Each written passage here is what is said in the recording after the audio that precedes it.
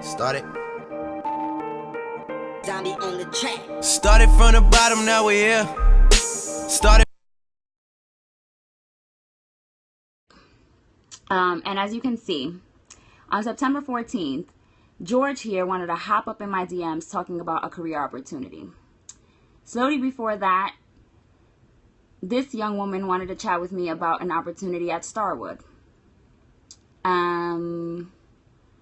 We'll see. I mean, really, like, recruiters are always sliding into my DMs. So that's why it's really, really important for you to have a LinkedIn profile complete, because you don't know the opportunities that you're going to be able to attract online. And let me just put this on the tripod real quick, because I don't got time to be holding this the whole time. Okay, so like you guys saw, recruiters are always sliding right into my DMs. So if that's not happening for you, there's something wrong with your LinkedIn profile, right? Because LinkedIn is essentially a search engine. It is where recruiters and hiring managers go to find talent. And although we would like to think that job searching is hard, it's really a lot easier than you anticipate, right? Because the same way that you're out, on Indeed and Monster and on LinkedIn and on all these channels looking for jobs and job postings, there are recruiters and hiring managers who are looking for you. And you have to do your part in order to let them find you, right? Because if they don't know that you exist, they can't find you, right? They can't slide into your direct messages on LinkedIn and offer to chat with you about a potential opportunity that they have at your company if your LinkedIn profile is not on Fleek. Yes? Yes. So I have a couple of notes that I want to go over around why having a LinkedIn profile is so important and how you can make it better than it already is, right? So I always like to use the analogy that LinkedIn is like the VIP section of the club. Okay, and I don't know about you, but I like to be in the VIP section. Why? Because I don't want to be with the commoners waiting for drinks, right, in no crowded area, trying to figure it out. I need my space so I can dance. I'm trying to get drinks served for me, and I'm trying to have a good old time. And that's the same way with the job market, right? Yes, Ada, and your feet always hurt. Like, sometimes you need to have a seat and look cute. So, especially on LinkedIn, you need to think about it in that sense, right? You want to stand out from the regular mediocre people that are out there also looking for jobs. So you need to think about LinkedIn as the VIP section of the club, right? And job, seekers and, those of you who are looking to change careers and all of that, you guys are all in competition. So you need to do all of the things that are going to bring you one step closer to the decision makers, to the hiring managers, to the recruiters, and all those types of people. And those people are the ones that have tables, right? Like, they're in an exclusive section, and they're all on LinkedIn, literally waiting for you to just show up. That's all you have to do. All you have to do is show up. You went to college, you got your degree, you did everything that you needed to do, so you are more than qualified to get this job, right? It's just the approach that you're taking that is a little bit off, right? When we went to college, we all learned that we're supposed to just find a job and apply for it and pray that we get a call back. In this Periscope, I want to talk to you guys about how you can be a little bit more proactive and how you can reach out to recruiters. Hello, John. Welcome. I'm just starting to chat about why LinkedIn is important for the job search.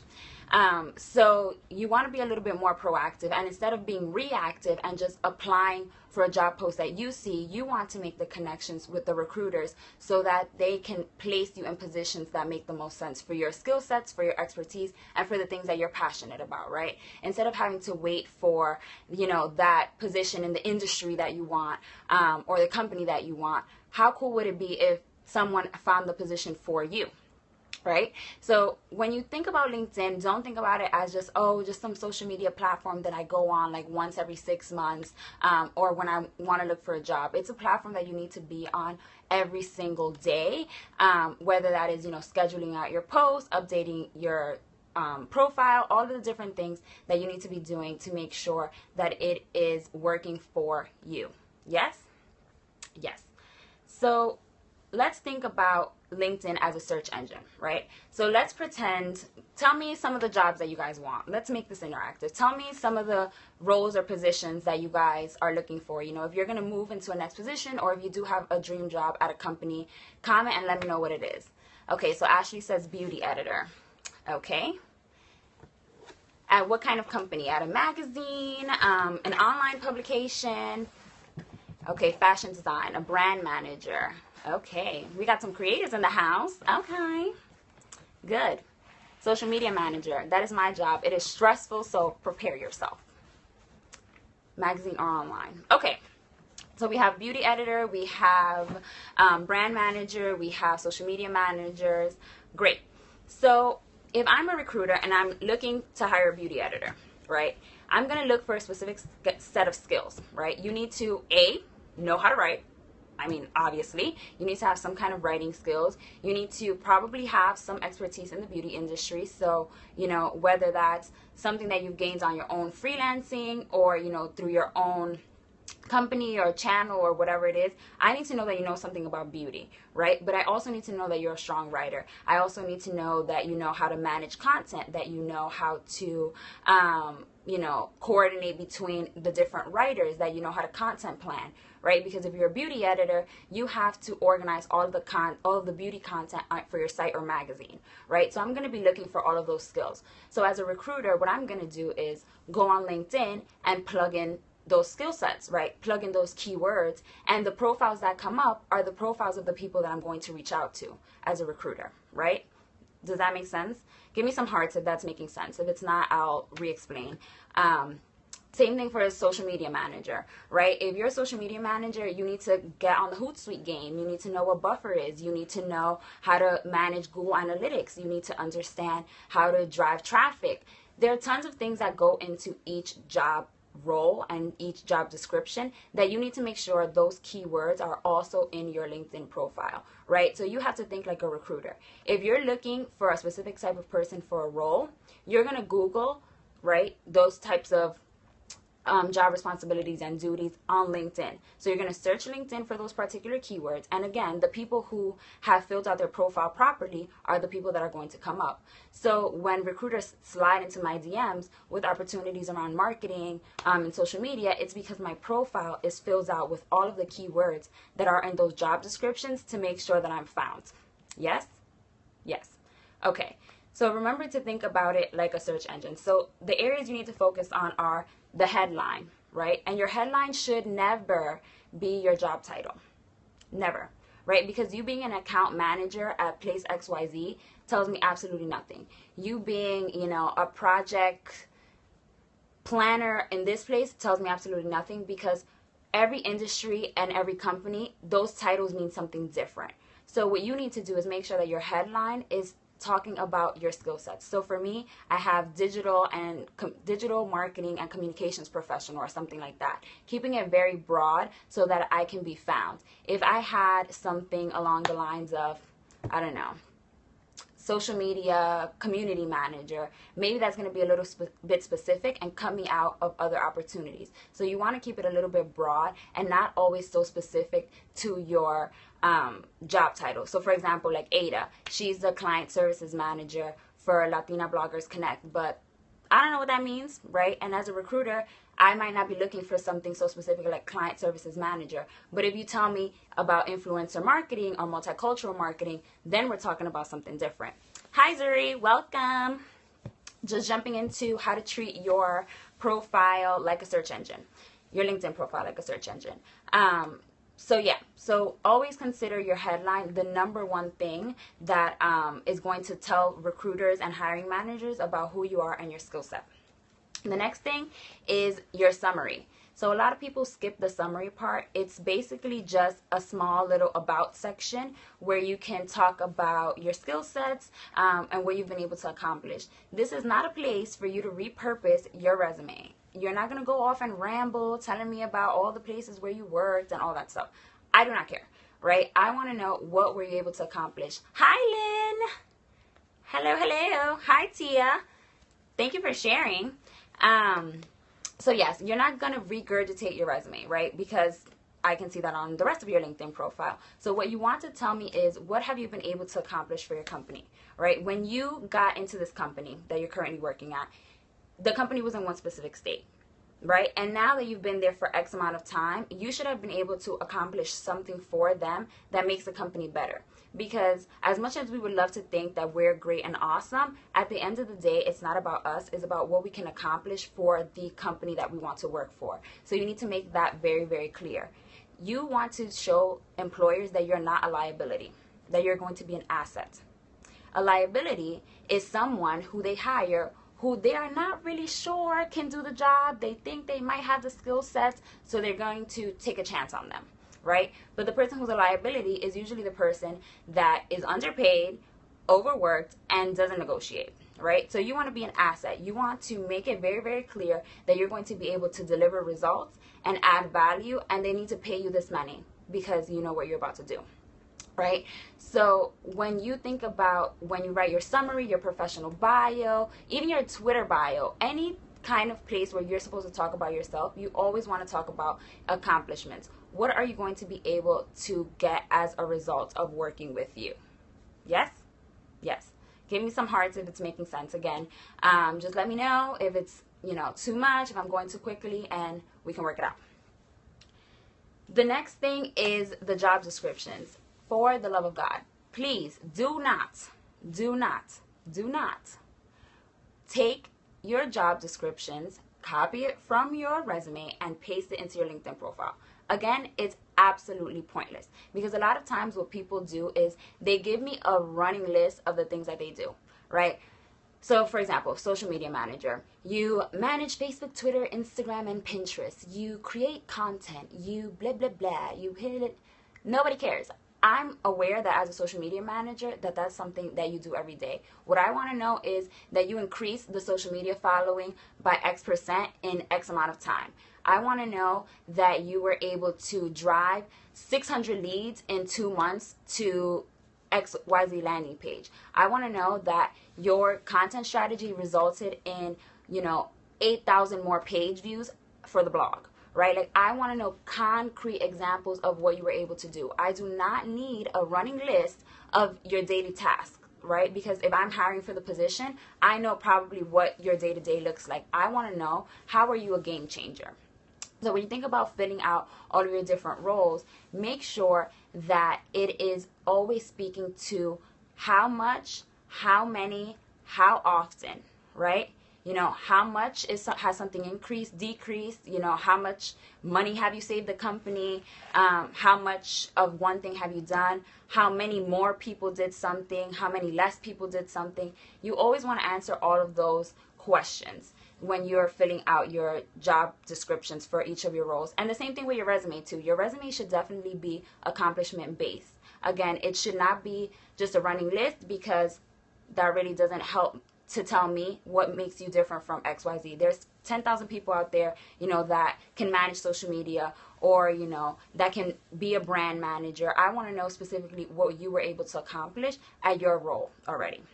Yes. The next thing is social proof. So LinkedIn has this lovely built-in testimonial section, recommendation section that a lot of people also still underutilize. So on there, anytime I work with a client, anytime I do a speaking engagement, I always make sure that I reach out and ask for a recommendation. Why? Because if you have to tell people that you're great, you're probably not that great, right? I know there's a quote out there, I can't think of who said it, but it's kind of like, if you have to tell somebody you're a lady, you're probably not. It's the same thing. There's no better way to toot your own horn than having other people toot it for you, right? If somebody compliments me on Twitter, if someone, loved my service and talks about it on LinkedIn, that's going to speak way more volumes than if I say it, right? So for your testimonials recommendation section, you want to make sure that you're always updating that as much as possible. So if you have a former boss, a colleague, a coworker, someone that you served on an executive board in while you were in college, anyone that can speak to a particular kind of skill set that you need for your next role is someone that you're going to want to tap into, right? But let's be clear, if you are an executive assistant but you want to be a brand manager, right? We need to be very strategic around what recommendations you are getting, right? You want people to highlight the skills for your next role. You always have to think 2 steps ahead. So people recommending you around the skill sets that you currently have and that may not be related to your next role is pointless. You always want people to be recommending you for the next bigger and greater thing, right? Because as women, a lot of times, we get hired on our accomplishments and men get hired on their potential, right? So a man will get hired based off of, like, we think that Bob is going to be able to do this, right? But we need to know that Barbara was able to do this, right? So when you are crafting anything, you always have to come correct, period. It's life. We can sit here and cry all day about the pay gap and the gender gap and blah, blah, blah. It's the reality. We just need to learn to adjust and get it popping. So whenever you're getting any kind of recommendation, always guide the person who's writing the recommendation so that they can steer, the writing or the proposal or whatever it is towards what you want it to be. So that is providing them with a job description that you're going for, providing them with a little reminder, like, hey, when we worked together, I did X, Y, Z. Can you talk about that? Oh, hey, do you remember this project that we did that I got these results on? Can you touch upon that? Like, you want to make it as easy as possible for them to give you a recommendation, right? Because they're taking time out of their day. So the more information that you give them and the more that you guide the recommendation, the better it is for you. The more beneficial it'll be for you. Yes? Let me know if that makes sense as well. So, once you have your profile on Fleek, and these are just a couple of different areas. So, the first thing, making sure you think about LinkedIn as a search engine. So, thinking about your headline, your summary, and your job descriptions, and how all of that is going to speak to your accomplishments and the value that you're able to add. And then also the social proof of LinkedIn, the testimonials / recommendations area that you want to really, really focus on. A lot of people always ask me about, like, when you get endorsed for skills.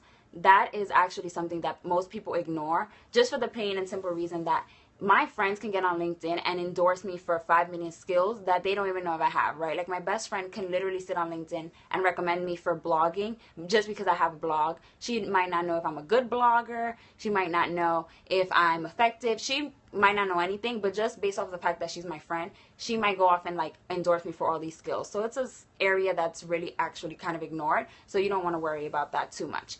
Another area of social proof that people ignore is the blog section. So, my clients always want to give me the sob story of, oh, I don't have the time to make a blog or a website. Like, WordPress is so overwhelming. And I'm like, well, there's this here LinkedIn, and it comes with a built-in blogging section for you. So you can go right in there. Okay, so Tia asked if we should write your summary in the third person. It's really personal preference, right? So if you are going to, for example, for my beauty, fashion, creative kinds of people, you want to have a more spunky kind of summary, right? Because you want to be able to showcase your personality, showcase your creativity and all those good things. So you probably want to write it in first person because you want to immediately make that personal connection, right?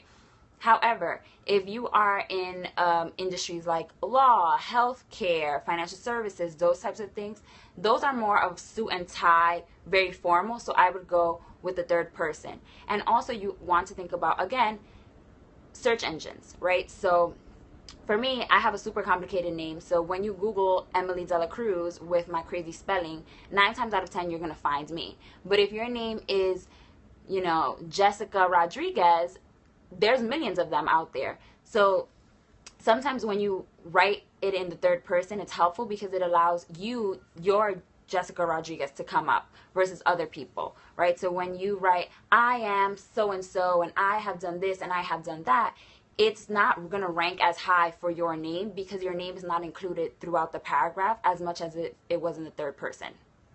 Does that make sense? Let me know if that answered your question, Tia. So back to the blog section. So literally right on the front page in the little status bar, there's a pencil, and you click on the pencil and you can write a blog post right in there. It gives you all of the tools to format. You can add a picture. You can do what it does. And the point of having a blog post is to showcase your credibility and thought leadership, right? So if I am trying to be hired as a social media manager, and someone goes on my profile and sees that I wrote a blog post about the top 5 free tools for a social media manager, the top, 10 pieces of content to include on your social media channels, and all of these other things, that's going to, again, speak to what I can do for the company and the knowledge that I know without me ever have to say a word, right? So without me having to go in for an interview, pick up the phone for a phone interview, having to submit a cover letter, I didn't have to do anything, and already that recruiter and hiring manager knows that I'm capable of doing the job. So blog posts are something definitely not to be overlooked, because it's another form of proof that speaks on your behalf. Hi, Karis. Welcome, welcome. Yes. Let me just look at my notes, make sure I'm not missing anything. So, another point. Back to the recruiters. So, y'all, I know y'all on Tinder, over here swiping left and right, doing a damn thing every day. Y'all on LinkedIn, double tapping, y'all all over the place, doing everything that you need to be doing, but you're not taking that engagement to LinkedIn, right? So recruiters, like I said, the same way that you're looking for a job, they're looking for candidates. So recruiters are literally the most welcoming, friendliest, open-minded people ever, because the more that recruiters place people, the more that they're able to get paid, right? A lot of recruiters and headhunters work on commission. So one, they want to find good candidates because they just need to submit somebody, right? So let's say that a company hires 3 recruiters. The first recruiter to submit a candidate is the one that ends up getting the credit, right? And the whatever recruiter's candidate ends up being hired, they're the ones that get the commission. So for example, the company will work out with the recruiter, you're going to get 10% of the salary of the person that you submit. So they're going to want to make sure that it's somebody that is super highly valuable, right? And someone that they can negotiate on their behalf. So a recruiter is always going to go hard for you because they want you to make more money so that they can make more money, right? So you have to become their best friends, communicate why you're able to add value, and at the end of the day, how you're going to be able to make the money. So in order for them to go hard for you, you need to learn to go hard for yourself. And there are 3 different scenarios when you can reach out to recruiters, 3, very common scenarios. And I wrote a blog post about this, how to contact recruiters, and it's on thebrandingmuse.com. So you can download the templates there, but I'll just go through them really quickly. So the first time is if you've noticed that a recruiter has looked at your page. So on LinkedIn, on your LinkedIn profile, you can see the people that have viewed your profile. If you notice that any of them are recruiters or hiring managers at companies, you want to reach out to them and see how you can be of assistance. So it would be a simple, LinkedIn message saying, hi, I noticed that you visited my profile. I just wanted to check in with you and see if there were any opportunities that you thought I might be a good fit for, or if, you would like to chat further about my experience. Simple, quick, easy.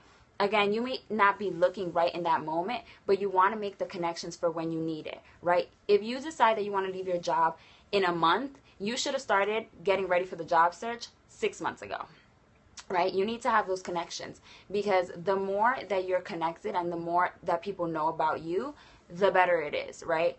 The job search isn't about so much what you know, it's about who you know, and more importantly, who knows you, right? Because just because I know who Beyonce is does not mean that she's going to help me in any way, shape, or form, because she has no clue who I am. I mean, one day she will, but right now she doesn't, right? So who you know, yes, that's important, but it's important who knows you as well. So make sure that you always are making those connections proactively. Even if you have an inkling that you may want to be leaving your company, or you may want to start a job search, you need to start months in advance. It's not like an overnight type of thing, right? You need to have your resume on fleek at all points in time. Your LinkedIn, same thing. Always be connecting with recruiters. Like for me, I get, LinkedIn recruiter requests all the time. And even though I have no interest in leaving my company anytime soon, I still take all of those calls, because you just never know. Tomorrow, I may get fired, the company may go under, but at least I'm making those connections now for when I will need them in the future. Yes? So whenever a recruiter or hiring manager looks at your page, that's one time you want to be proactive and reach out. The next time is if you notice that a recruiter in your network is searching. So a lot of times recruiters in your network will post, different job postings that they have with different openings. Even if the opening has nothing to do with you, you always want to connect and say, hey, if you ever need any assistance, I may have someone that I can recommend. Let me know how I can be of help to you. So you just simply reach out, say, I saw that you posted this post, or you're looking for XYZ type of candidate. I want to be able to help you out. And by you helping them, again, when it's your turn, they'll definitely help you.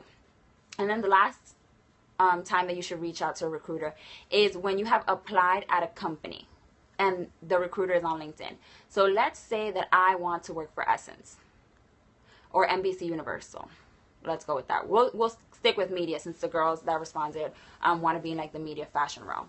So let's say that I want to work, at one of those big companies, and I had to, fill out that annoying 15 field form with my address and my social security number and all of this other foolishness. Upload your resume into the portal, and then it just like disappears into cyberspace. Usually what most people will do is they'll sit there, pray to God, hope for the Lord that their resume gets found in the 800 other resumes that are already in the system. But if you are a G like me, what you're going to do is you're going to search on LinkedIn, find the appropriate recruiter, and reach out and let them know that you exist. So whenever you apply for one of these companies, big companies, or through one of those very anonymous portals, if you don't like email your resume directly to a person, you always want to find a contact at the company that you can connect with. And same thing, just let them know, that you recently applied for XYZ position. You're very excited about the opportunity to explore, the role and meet the team, blah, blah, blah. Whatever it is. But the moral of the story is you just want to get on their radar. And in order for you to get on their radar, your LinkedIn needs to be on fleek. Because if you reach out to these recruiters and then they go on your LinkedIn profile and it looks nuts, what they're going to do is kindly remove you out of the stack. Right? So we need to think about how all of these different social media channels are speaking for us and are building our brands and our reputations without us ever being able to defend ourselves. People are making judgments off of who we are and what we can do based off of what they see on the internet, essentially. So you need to make it your business to give your best performance and put your best foot forward and your best presentation at all times, because you never know who is watching. Yes? Okay, so here are a couple of reasons why LinkedIn profiles flop, right? So, like I said, they aren't search engine optimized. They don't have any social proof. You aren't building your thought leadership using things like the blogging section or the media section. And the media section in your LinkedIn profile is where you can add like portfolio pieces. So for example, if you want to be a beauty editor and you contributed a guest post to, let's say, Madame Noir or something like that, you can link that from your profile so that people know, oh, she's published, she has pieces already done. Same thing if you want to manage a social media, link to some of the social media accounts that you've managed before, whether it's a freelancer, whether they're your own, whether they're for a previous company. But you always want to give people examples of your work, and the media section within each of the job descriptions is a perfect way to do that. The next thing, you aren't driving traffic to it. So you have this beautiful, fabulous, totally complete search engine optimized. I mean, you took everything that I said on this Periscope and you put it to work, honey. Like, I mean, on fleek. But nobody knows that it exists and no one sees it because you're not driving traffic to it. What's the point of having it online if there is no way for anyone to come across it, right? So the way that you drive traffic to your site is by constantly updating your status. So for me, usually every day I'll schedule some kind of article on LinkedIn that will allow me to show up in the status feed. And the more that I show up on the feed of LinkedIn, the more likely people are going to click into my profile, right? I also have it connected from absolutely every single place possible. So my blog, on my email signature, it's on my business cards, it's literally everywhere, right? So the more people that see your LinkedIn profile and come across it, the more likely that you're going to be able to find and attract opportunities. Yes? And then the last part is that you don't make it easy for people to learn more about you, right? You don't make it easy for people to connect with you. So you have your privacy settings set to a way where it's impossible for somebody to reach you. So if someone's your third connection, they excuse me, they have to jump through hoops to find your email, to find your Twitter, to find your website. Don't make it complicated for people to reach out to you. Like, if people are trying to hand you opportunities, you need to be ready, waiting at the door. Okay? At the door. And if you're not ready, if you don't have, the different ways to contact you, if you don't make it easy for people to hand you opportunities, then you're never going to get them, right? So I love it when I go on like people's website and I'm like, oh my gosh, yes, like this website's fabulous. Like, I would love to connect with this person. There's no contact page. There are no social icons anywhere. There's literally no way for me to find this person. That's super frustrating. And as a recruiter or a hiring manager, I have stacks of resume just sitting on my desk. I'm not going to spend more than about 17 seconds trying to find how to contact you. If I can't, I'm going to just move on to the next person, because there's always somebody else that could do the job, right? So don't lose out on opportunities because you make it difficult for people to learn what you're about, whether that's not giving them enough information on your profiles, not giving them easy ways to contact you, and just making it all around difficult to get in touch. Yes? Yes.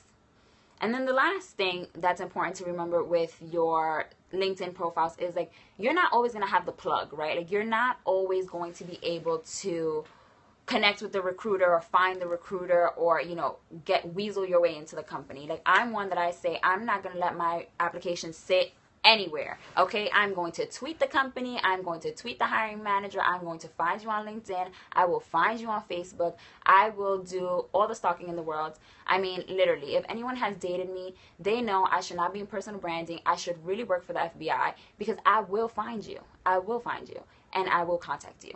So with my specific set of skills, I've always am looking for the people who can vouch for me. So I do 3 really quick searches when I apply for a job using LinkedIn. The first thing I look for is the recruiter or the hiring manager. If I can't find that person, I will use the job description. So let's say I'm applying for a marketing manager position, I'll look for the marketing coordinator at that company, or I look for the marketing director, right? One person below or one person above.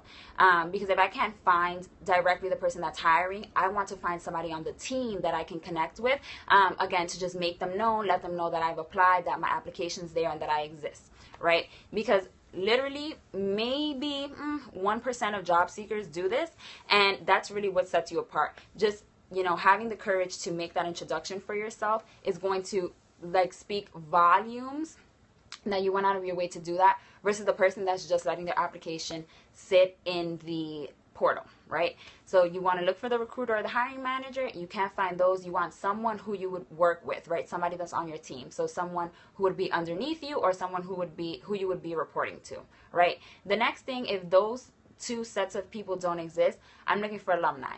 So I graduated from Syracuse University, the top communication school in the country. Like, we out here, okay? My team is heavy, okay? Syracuse pride is strong. So there is somebody, 9 times out of 10, at a company that went to Syracuse, know somebody that went to Syracuse. We out here. So I always look for that alumni connection. And also think a little bit broadly. So for example, if you went to City College, right? That's part of the City University of New York. Maybe, you might not find somebody from City College that went there, but you might find somebody in the sister schools, right? Or, for example, if you went to Spelman, maybe you're not going to find somebody from Spelman, but you can look for somebody at Morehouse, right? So thinking about the alumni connections that you have and the people that are going to be able to get you into the door. So those are really the 3 people that I look for when I'm applying for a job, because like I said, you're not always going to have the plug, and you need to find it, right? You cannot just leave finding your dream job to chance. It's something that you have to be very, very aggressive about. So when you apply for a job, always think about, okay, yeah, my resume, my cover letter are great, but what else on the internet is speaking for me that my resume and cover letter aren't saying, right? And also thinking about who are the people that are going to be able to put me in the right place at the right time so that I get noticed. Yes, you want to slide right into the DMs, like, hey, what's up, hello. I mean, recruiters do it to us all the time. Why shouldn't we do it to them? So yeah, don't be afraid to slide into some DMs. I mean, it might be uncomfortable at first, but once you get the hang of it and once you use the templates that we have on the site, like, you'll be fine. So just go to thebrandingmuse.com. There's going to be a sliding banner right on there. You'll see how to contact recruiters, and the templates will be right in there for you to download, as well as just some tips from recruiters that I interviewed. So that'll be able to help you when you go off on your job search. Okay, let me just check really quickly to make sure that there were no points that I missed. Yeah, so this Periscope, I'm going to write it up in a blog. So if you want to get, you know, everything that I just said in written form as like a friendly reminder or whatever, just drop your email in a comment and I'll email it to you. Don't worry, yes, I will see all the comments because I catch my Periscopes. So I will be able to see all the comments afterwards. So just leave your email and I'll be able to email you all of the tips, and I'll also email you the templates if you don't have them. And the last thing is, I want to know, what do you guys find the most difficult with the job search? Like, what do you guys feel like you struggle with most? Is it like your resume? Is it your cover letter? Is it, you know, that you feel like you apply and then you get an interview and then you bomb it? Like, what do you struggle with the most? And I'll give you guys a few minutes because I know there's a lag. So tell me, like, what do you guys struggle with the most when it comes to the job search? Yes. Drop them emails. Drop them emails. So let me know. Let me know.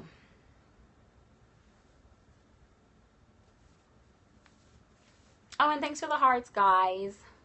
So precious.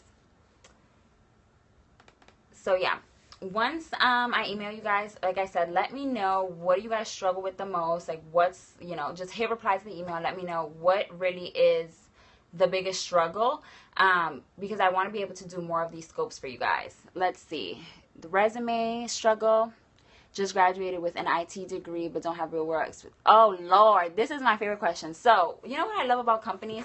They really want to act up. It's like, okay, we have this entry-level position, right? But you need to have 1 to 3 years of experience. How am I supposed to get experience for a job that's entry level where I'm trying to get experience? It makes no sense at all. I mean, I really love the question. When I speak to people and I'm like, yeah, I just really don't understand like what the thought process is. But what I'm thinking is that we live in a generation of overachievers, right? And because of that, there are lots of people who graduated college with tons of internship experience, tons of freelance experience. Like, when I graduated from college, I had already worked full time for a year and a half. I was freelancing for a year and a half. So I graduated with experience already, like right when I walked across the stage at graduation. So a lot of companies are looking for those kinds of overachievers. Like I said, they don't want liabilities, right? Like, they don't want to bring you in and have to train you and teach you and hope for the best. Like, they want somebody who's going to be able to get in there and hit the ground running. So if you just got your IT degree and you don't have a lot of experience, take a look at what is in the job description. Like, what are the skill sets that they want you to do, and figure out, did you get them already? Like, have you done those things in like a student org? Have you done it, you know, as an internship, volunteer experience, something? And then a list of the things that you don't have, right? And then figure out how you're going to fill that gap. Whether that's volunteering, you know, to do it for somebody, whether that's, you know, a passion project, whether that means, you know, interning somewhere in the meantime, but you need to get the experience some way or somehow.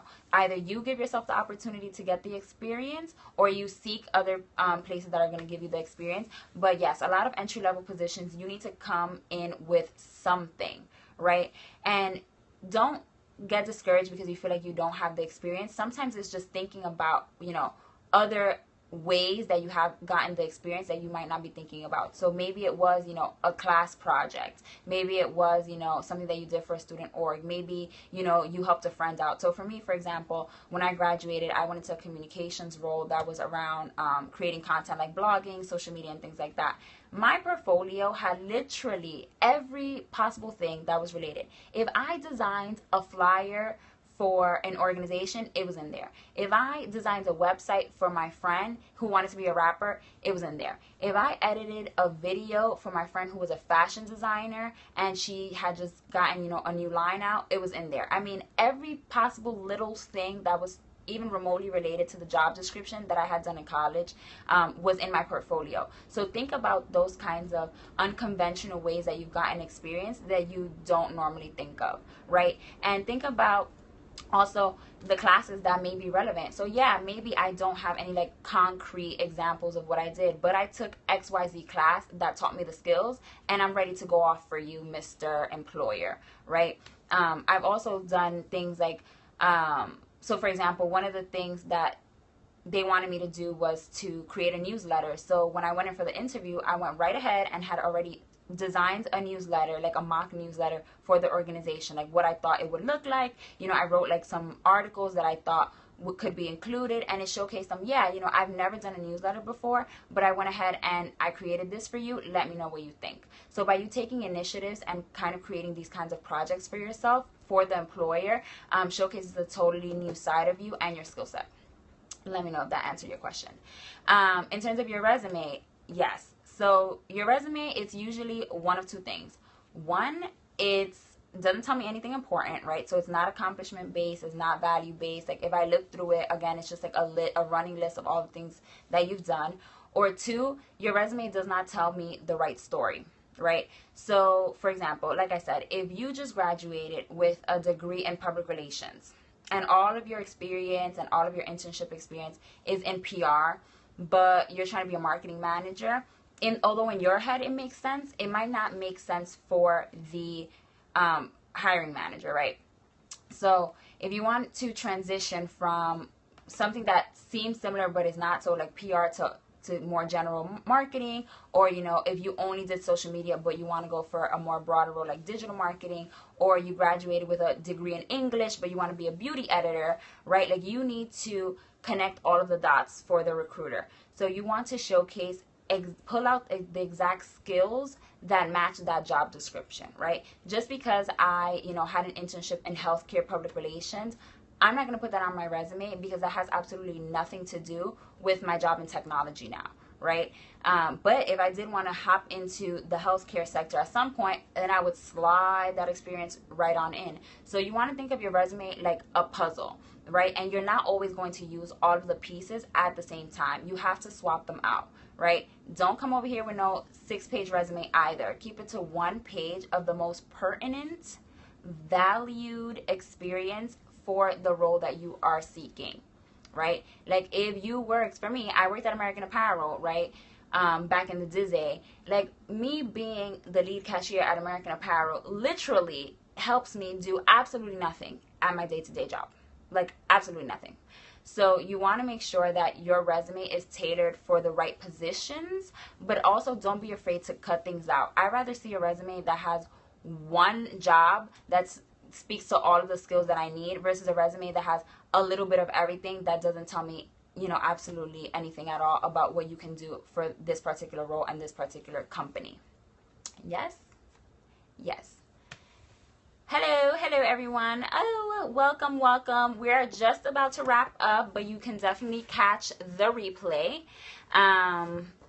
Yeah, let's see. Wait. So it's okay to have different resumes. No, it is not only okay to have different resumes. Like you need to have different resumes. Okay. Let me just get real comfortable really quickly.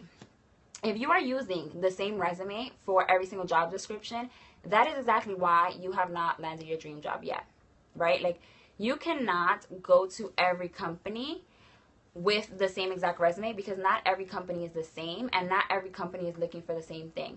And yes, hello Christine. Yes, I have a lavalier mic, because I'm trying to be cool and help y'all hear me. So yes, so you cannot have the same resume at all. It just does not work, right? Like it's kind of like trying to do the same thing for everybody, right? Like not every single person is the same. Hello.